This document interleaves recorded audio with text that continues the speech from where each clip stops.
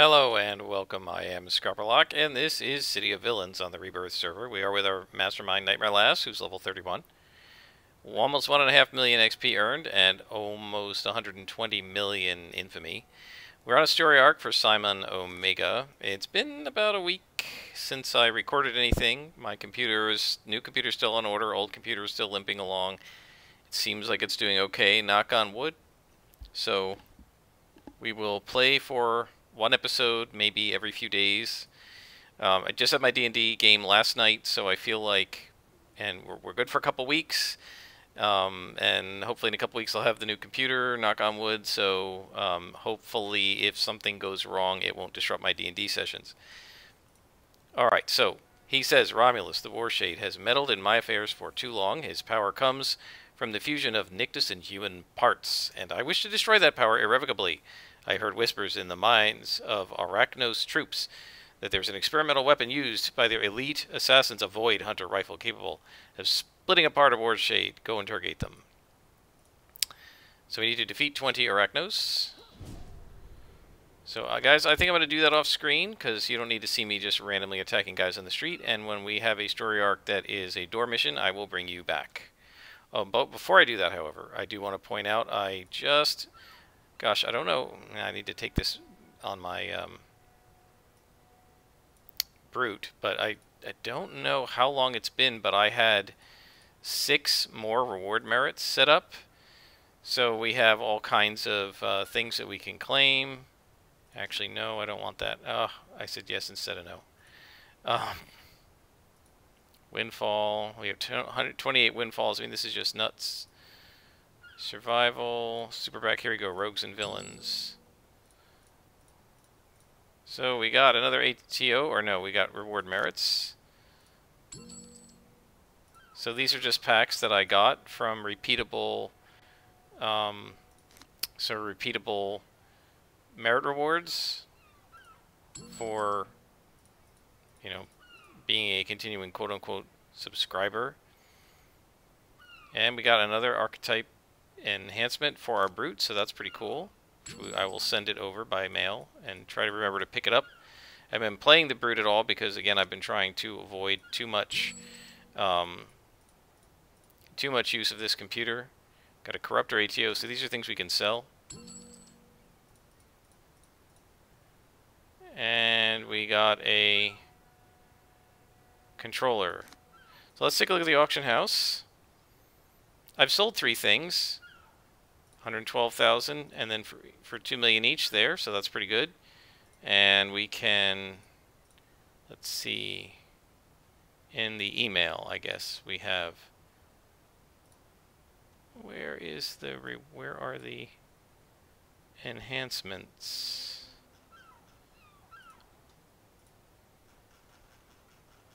There we go. Will the controller. And this is really difficult. I really don't like having all these stupid rewards. It just clutters up the email. I don't use some of them because, like, what do I need them for? I don't want to get the experience stuff. I'm trying not to use the dual inspirations in case I have, like, an emergency and I really need them.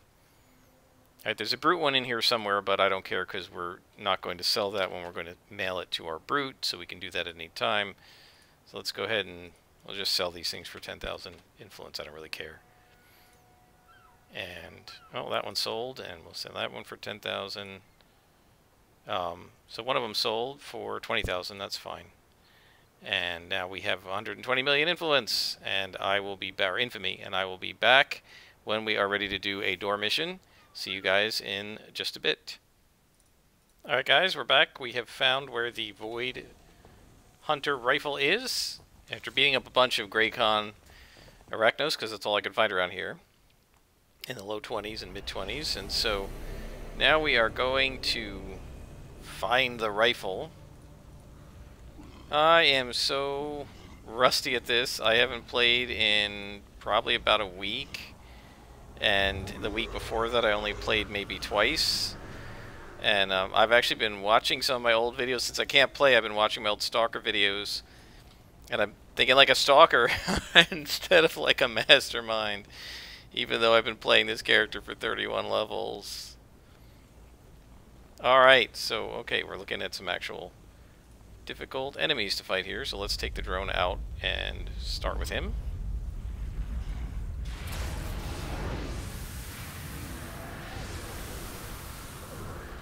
Oh, I thought I aggroed the guys that were up on the shelf, but they did not see us. See this guy over here?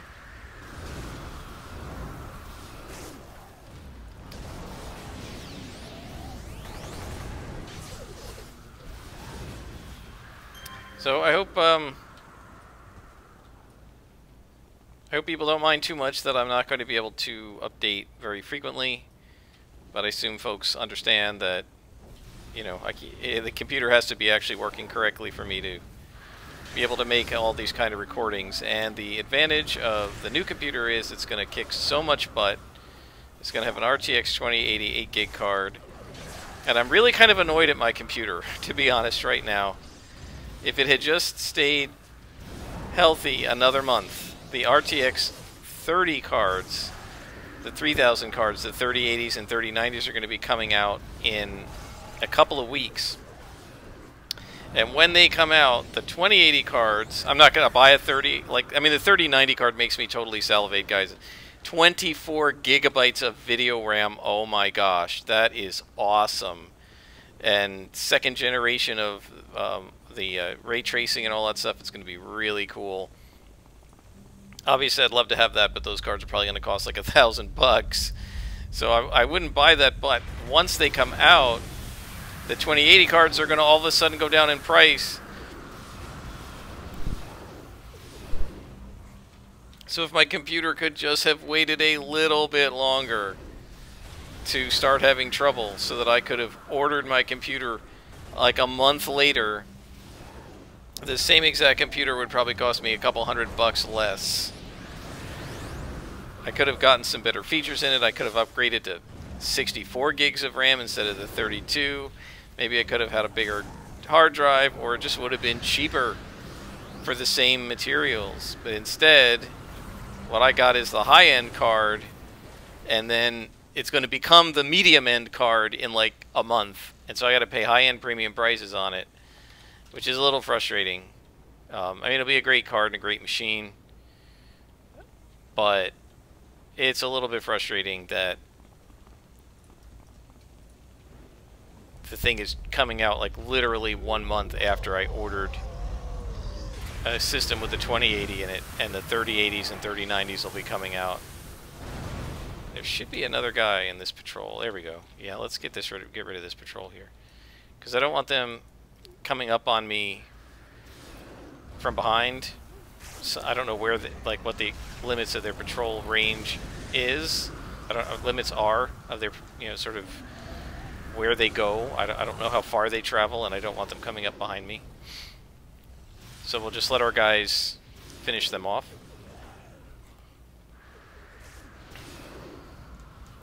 So we're looking for the Void Hunter rifle.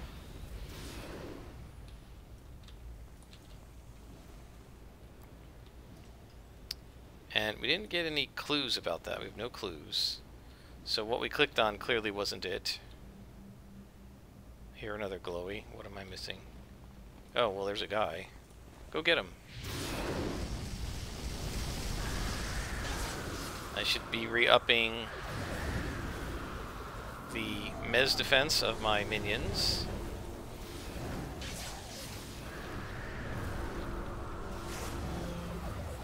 There's this Ace of Spades. That's just a temporary power. We don't need that. I hear a glowy up right there.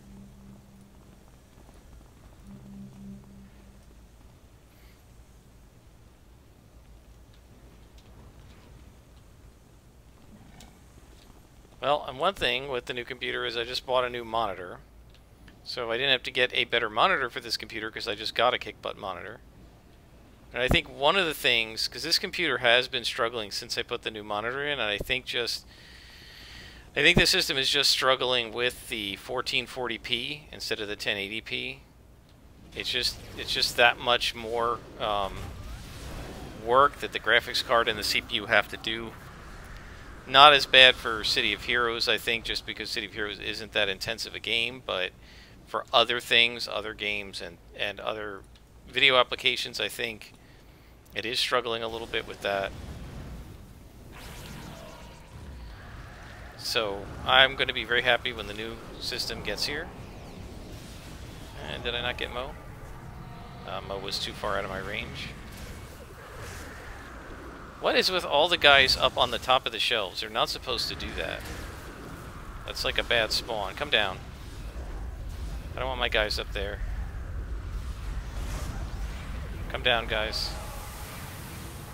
Down here. Let's go. Down. Alright, now follow.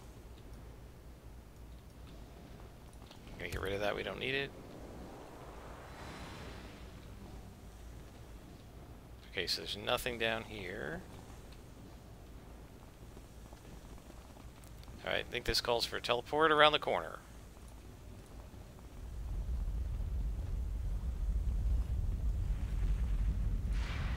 Because it looks like there are 2 spawns over there. I'm telling you, that was the best accidental power I've taken ever. That was really cool. It's really good. Teleport foe. It's a very, very useful power to have, and when I get the chance, it will be a while, but when I get the chance, I am going to add slots to it and give it a recharge or 2 in addition to accuracy, so that I can use it more frequently.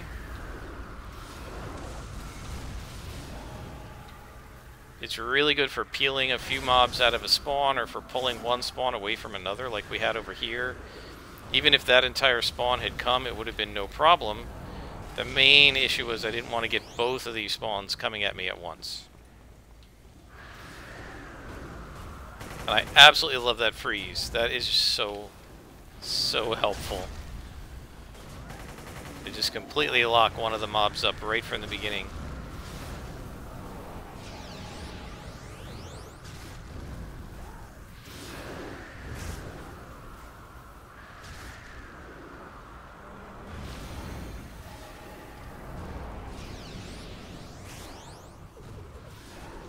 And I didn't mean to heal there. I mean, it doesn't hurt anything, but I clicked the 1 button by accident.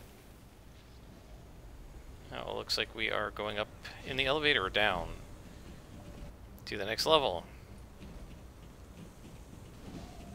And there are more potential weapons here, it looks like. I wonder which glowy is the right one. These guys are only +1, so they're no problem.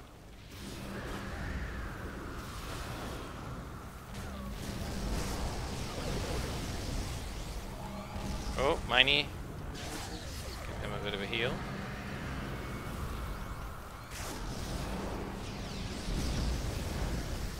Yeah, 2 lieutenants is a bit tough even at only +1. The biggest problem, of course, is my little guys. They're like -3 to him, right? Because they're only like yeah, -3. They're 29th level. So they're like gray cons to him. Right, because -1 would be blue. My lieutenant, my second level of pets, the demons, are equivalent to lieutenants, and they're -2 to him, so they're like, or no, they're they're -1 to me, so -2 to him, right? So they're like blue lieutenants. And then Curly is like a yellow boss to them. Right, because he's like a -1 boss because he's even level to me. Alright, let's see if we can peel one of these guys out of the spawn. Or maybe just get 1 spawn's worth to come at us. Yeah.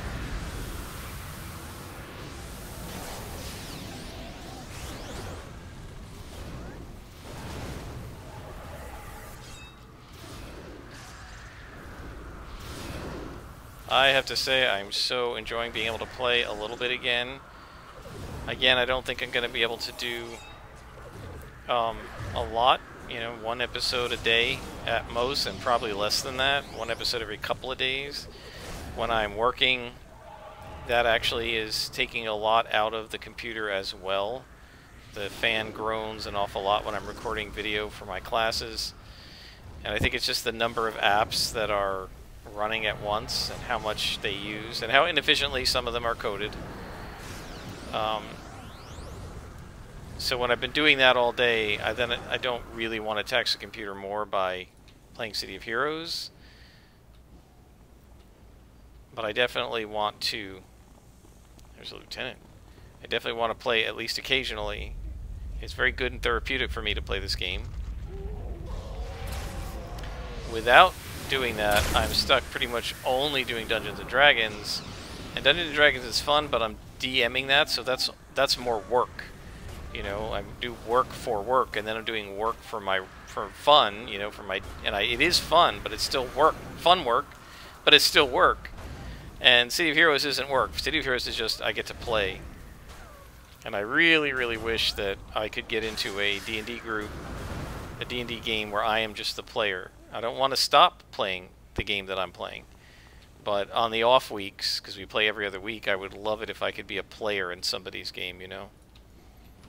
And at one point I thought maybe that was going to be possible, because one of my other players said, hey, maybe I'll run something. But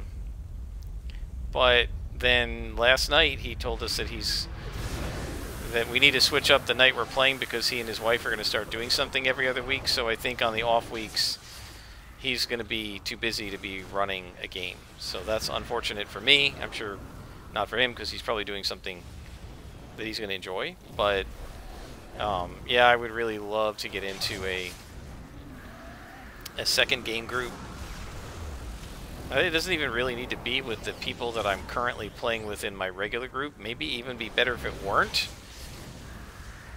For a variety of reasons, you know. I mean, if we're all together and we all are playing every week, and one week I'm DMing and one week somebody else is DMing, and we're all adults, it shouldn't be a major problem. But what often happens is there are dramatic differences in DMing style, and what you don't want to have is people...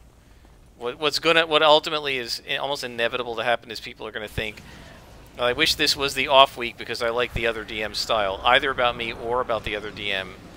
And that's just not a good place to be in as a game group. So I think it might actually be better for us to... Oh, is this the boss? And I'm stupid, I didn't even realize that. Come on, heal Larry. There we go. Finish the minion first.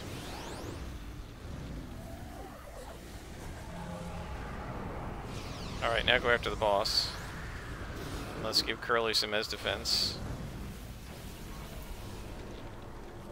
Let's give Curly hell on earth, too.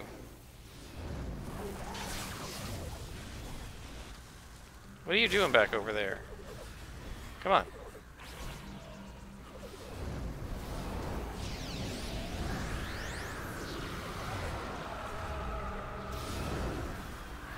I guess I should... Well, I'm not going to bother giving myself Mez defense. We've got her beat.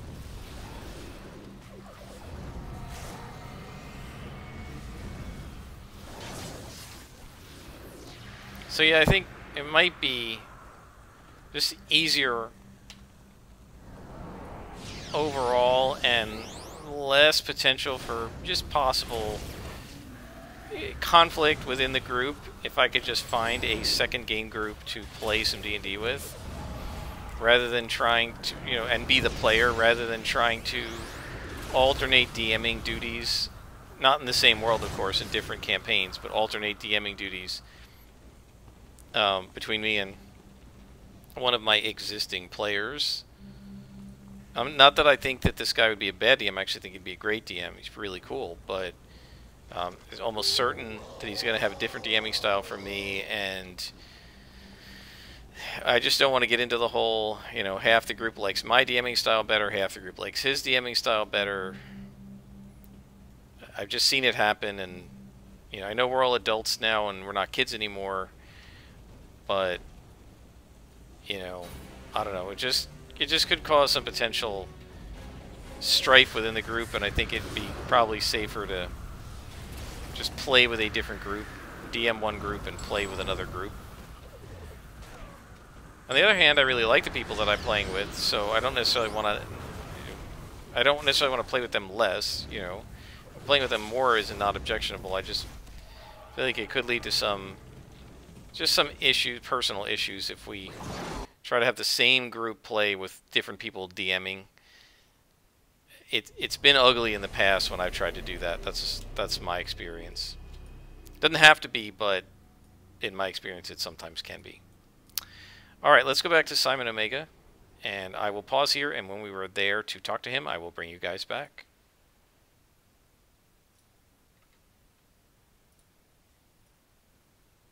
Okay, we're back with Simon Omega, and he says, "I sense you possess the rifle. Excellent.